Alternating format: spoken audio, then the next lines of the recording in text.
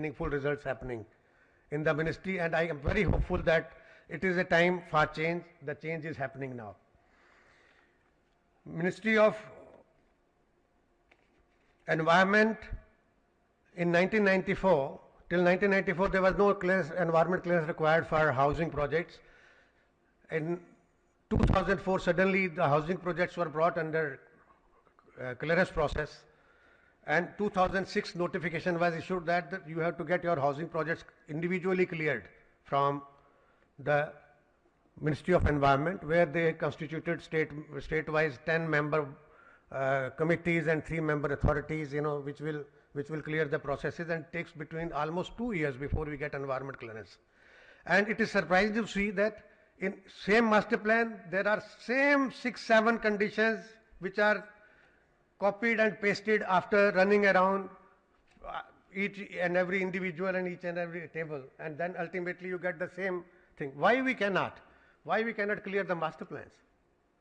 Why the master plans are not given environment clearance? Similarly, there is a height clearance by Airport Authority of India. I have been trying to bring them also in this convention, but unfortunately I failed. Today is the day of technology. You also clear buildings based upon your funnel, based upon your path of the aircrafts. Why cannot this be put on a software which is available with the Town and Country Planning Department, and they can clear projects online? So this is a very simple process. We need not wait for more than 1 year to get height clearance for buildings, So there are so many things which have been created at every point. Wherever some government agency finds there is a way to intervene, they are intervening, and that is causing delays in the projects, that is causing delivery. I would request that we should make use of technology. We should set standard guidelines. We should create committees for clearing, title process. We can take consultants, title process, for financial capability process, for architectural requirement process. These can be master plan to master plan. These things can be standardized, put online, and we can be made to get clearances once these architects and everybody has certified that the things are conforming to the infrastructure available which is created under the master plan by the state. We must be able to get our projects for mass housing cleared online itself with a minimum financial burden and minimum time lag. I would thank the Honorable Minister Shri Ajay Maken ji, who is giving his best efforts to see that the basic requirements, that is creating affordable guidelines for the housing sector, creating online clearance process, which I have requested now, is also almost finalized, those guidelines for the states, and also to work to get tax incentives for creating affordable housing. All these efforts are actually at the very advanced stage, and I think we are very likely to get some good news in this respect, that the common man might be able to get housing.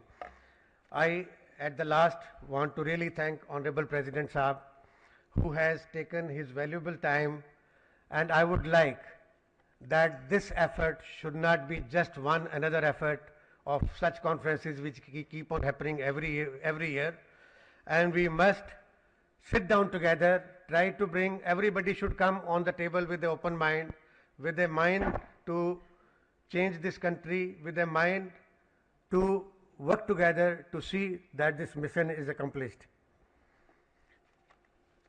Thank you very much. And Jai Hind. I'd now like to invite Sunil Daya, Senior Vice President, NAREDCO, to welcome the President and present a memento.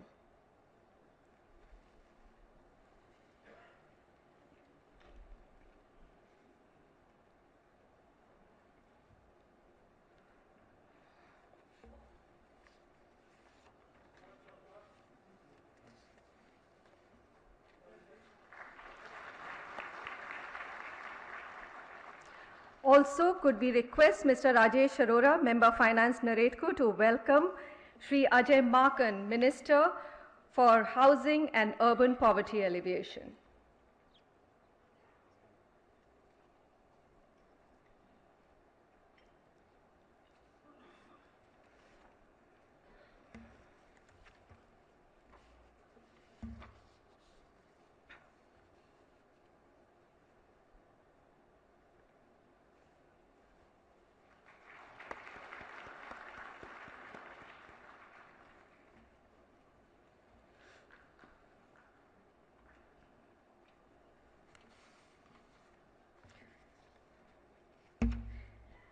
Ladies and gentlemen, our next speaker is a man that we've all pinned our hopes on.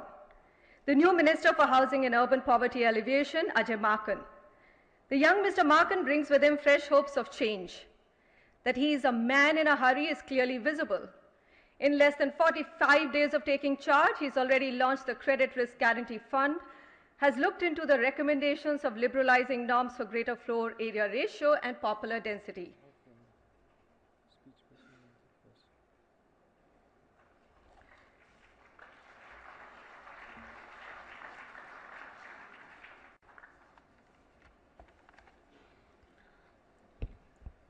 His Excellency Honorable President of India, dignitaries on the dais, leaders of reality sector present, media persons, ladies and gentlemen.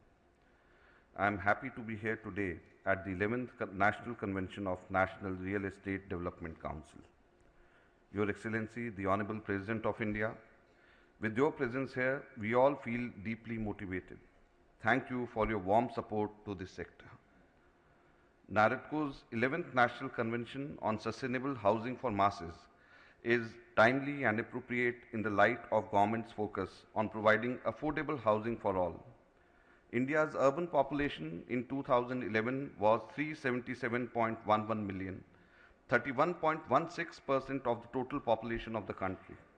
It is projected that by 2021, the urban population could be 473 million, and by 2041, a whopping 700 million. With rapid urbanization, sustainable housing supply is expected to pose greater challenges in the days to come, more so for the low-income group and the poor. As per the technical committee constituted by my ministry, shortage of housing at present stands at 18.78 million, out of which nearly 96% is in the economically weaker section and lower income group categories. Provision of houses to all the citizens thus requires for sustained efforts by both government and at the central and state level and also the private stakeholders. World Commission of Environment and Development defines sustainable development as development which meets the needs of the present without compromising the ability of future generations to meet their own needs. In order to ensure sustainable development, builders, architects, designers, community planners, and real estate developers